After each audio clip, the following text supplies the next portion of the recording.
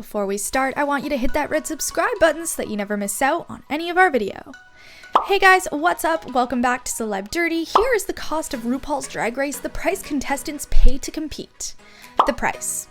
Well, if you'd ask some of the queens that have sashayed their way into the workroom themselves, the highly sought after opportunity to compete on Drag Race is quite the pretty penny. With wigs, extravagant costumes, and mountain piles of makeup, the price to go on the show could be as costly as 4 to 5 figures. Back in the olden days of Drag Race, when very first 9 fresh-faced queens walked into the scarcely decorated World of Wonder set in February 2009, the scale of the show was completely different. The queens came with costumes they'd made themselves and rarely breached the costly, pricey of contestants nowadays. When Drag Race first started, Tom Fitzgerald, author of legendary Children the First Decade of RuPaul's Drag Race and the Last Century of Queer Life, tells Vice, they were literally coming in off the street to do this TV show, and now it's 13 years later, it's won all of these Emmys, it's HD, it's got superstar guest stars, the stakes are just higher.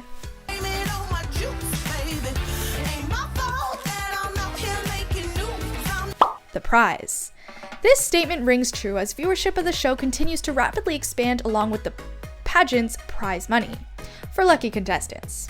The first season of Drag Race had a grand prize of $25,000. While this was met with exuberant expressions when it was announced to the queens on the first episode, fans and Drag Race alumni can't help but look back at the eminence growth. The grand prize for the third season amounted to $75,000 and eventually plateaued at handsomely gorgeous $100,000 the season following. All of this makes the competition steeper each year.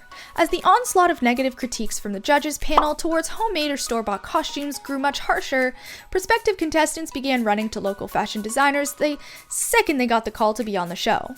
I think I spent about $4,000 on the costumes out of pocket, says Season 8 winner Sasha Velour in an interview with InStyle. That's why on TV I'm not wearing anything custom, whereas that's a huge part of what I do now because I have money from the gigs I can invest back in.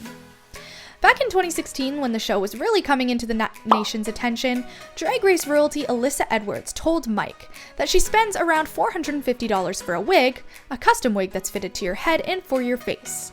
After a rough calculation, Mike estimated that she spends around $45,000 alone on wigs. Recently, store-bought costumes have become the biggest fashion faux pas for the judging panel and fans alike. Upon her much-anticipated entrance into All Stars 5, fan favorite Mayhem Miller got smacked with backlash on social media for wearing a $23 bodysuit from Amazon. Similarly, RuPaul herself openly chastised competitor Joe Black on the second season of the show's UK spin-off.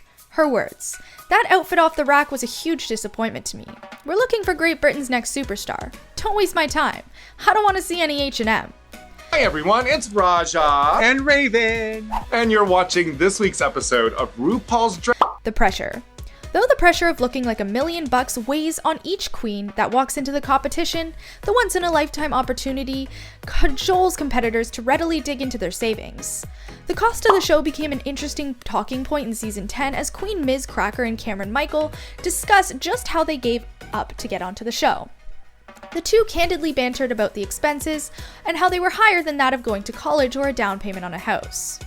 Though, with drag just recently becoming a viable vocation for a stable income, not every queen has the funds to take on these hefty investments. A shining example of a queen who came into the competition with little financial resources is Season 8 and All Stars 3 fan favorite, the late Chi Chi DeVayne. She came into the workroom with a dress made of trash bags and a comforting southern charm. The weight of her financial setbacks became a key detour of her confidence as she looked around at all the $1,000 gowns of her competitors. Though her bubbly, humble personality and abundant talent hoisted her into the top 4 of the competition, it's not the case for queens that are similarly unfortunate. The mechanisms of Drag Race make it almost impossible to not spend a fortune. Bob the Drag Queen, winner of Cheese Season, told Vice, "If I went on Drag Race now, I'd probably be spending $20,000 to $40,000. That's an astounding amount, seeing as how he only spent $4,000 the first time around." The biggest pitfall of Drag Race to its queens, among the long hours of filming and impending hateful tweets from the fandom, seems to overwhelmingly be the expenses of competing. And as the show is currently auditioning for its 14th cycle, it can be inferred that the price tag for contestants will continue to rise. And I get it, and you're right, it does feel a little bit bridal. I like a little bit of sense of humor to it, even if you are a glamour girl. But this brings us to the end of our video. I hope you enjoyed it. Hit like if you did, and don't forget to subscribe to our channel so you don't miss out on any of our videos in the future. Also, watch the 2 videos that are on your screen, because I'm sure you'll love them. And with that, I'll see you in the next video.